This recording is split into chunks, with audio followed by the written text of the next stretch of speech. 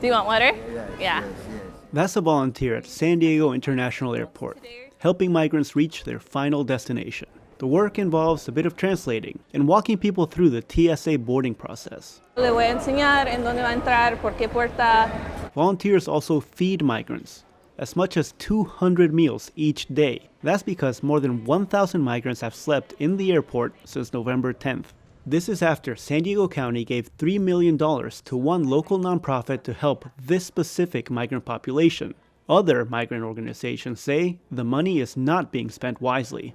There are, over 100 people sleeping in the airport every night. That's Lindsay Toslowski, executive director of the Immigrant Defenders Law Center. That's the nonprofit helping migrants at the airport.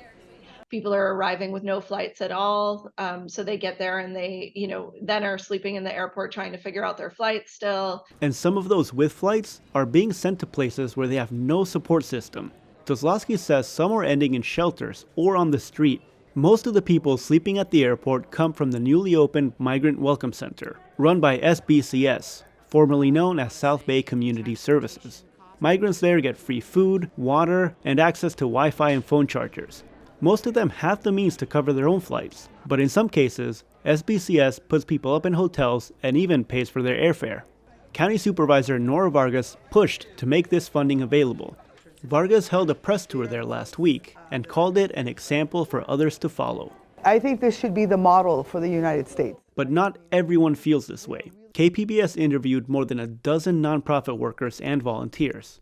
They described growing tension between SBCS and other migrant-serving nonprofits.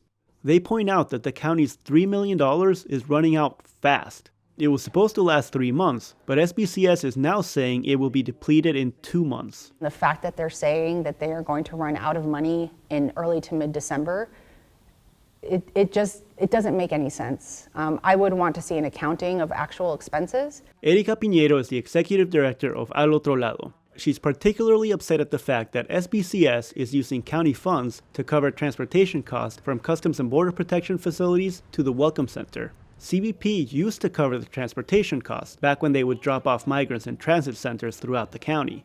Now, SBCS is using about 10% of the $3 million to transport migrants from CBP facilities to the Welcome Center. That has resulted in hundreds of thousands of dollars that should have gone to nonprofits, instead going toward transportation, which falls squarely in the purview of the federal government. Catherine Limbo is CEO of SBCS.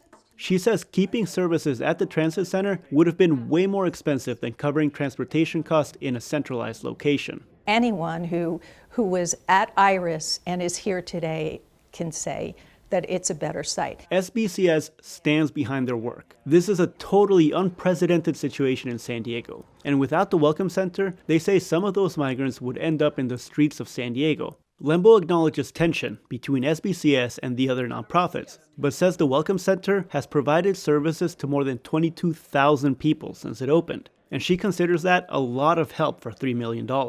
If you look at this center and you spend any time at this center, you will know that the migrants are getting good services. Back in San Diego International Airport, volunteers continue to struggle to keep up with the number of migrants showing up. What's most concerning to Toslowski is that some of the migrants at the airport are being flown to cities where they don't know anyone. Flights are being purchased for them to go to New York or to Seattle or to other places where if they don't have a sponsor, they're essentially just entering into the migrant sheltering system of that other city. That is actually no different than what Governor Abbott does in filling buses in Texas and sending them to other places around the country. Gustavo Solis, KPBS News.